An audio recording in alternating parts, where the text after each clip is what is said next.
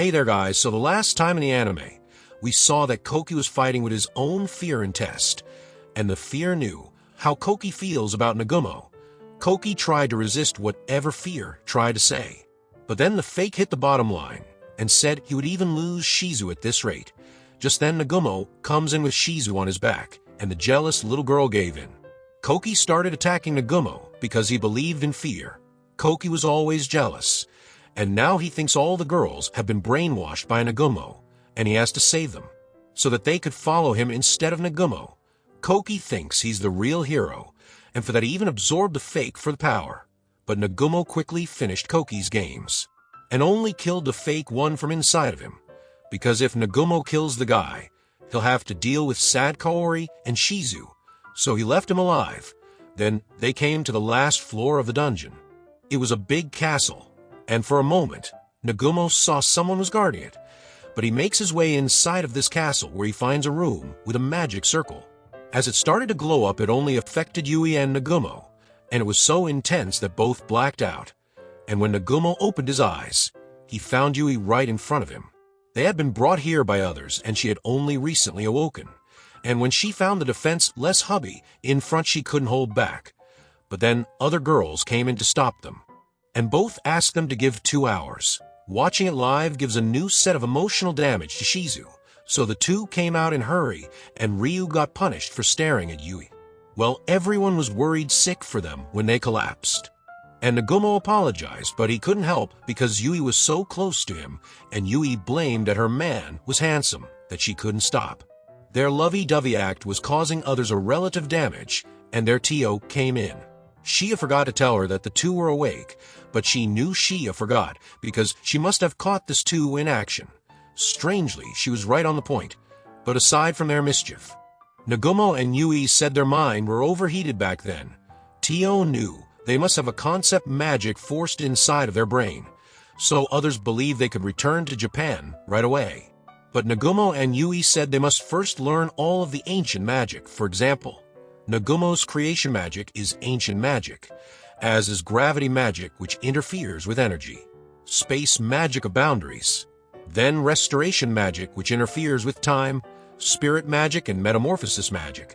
And because Nagumo and Yui are the only ones who have cleared all of the dungeons, they have every ancient magic, yet they will need to work together to create an artifact to open the gate, and Nagumo was ready to give it a try. So Suzu wished to go to the demon realm after this, and others were ready to accompany her, except she was unsure about Koki, as he was still sleeping in another room, so Nagumo wanted to do his work in peace without being disturbed.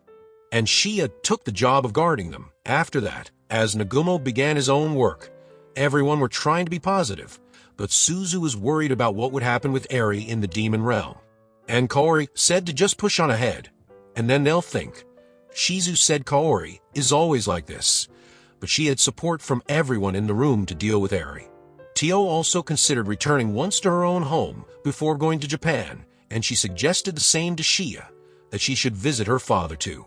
Their Koki also woke up, and Kaori knew he was looking for Nagumo. He wished to apologize, and Shizu asks him if he still thinks they're being brainwashed by Nagumo. Koki replied he doesn't. So Shizu makes it clear she also loves Nagumo. Koki tried to tell Shizu to reconsider because he has a lot of women, but Shizu makes it clear she was informing him, not asking for advice. Koki still couldn't digest the fact that everyone likes a guy who easily kills someone and leaves them behind, and thought he should have been the one to fall down in the abyss. That is why Kaori slapped him. Then another earthquake happened, and everyone came to see Yui and Nagumo. They found the two were creating something with their immense magic, so they decided not to disturb them. But as everyone were leaving, only Koki stayed behind. Then a recording started playing on a display. It showed the Orcus Labyrinth, where Nagumo had fallen deep down. Everyone saw what happened to him, how he lost his arm, and how he was near death. And yet only one thing kept him alive and moving forward. That is the hope to get back home. That's how Nagumo mutated after eating the monsters. And all the feelings he felt back then, everyone felt it too. That opened the eyes of everyone, and the couple finished their work of creating a key. After a huge light, they again passed out.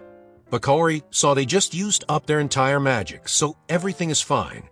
It was the first concept magic the two created the key to travel to anywhere. Nagumo gave it a shot and opened a path for them, and since it was a success, they could get back home.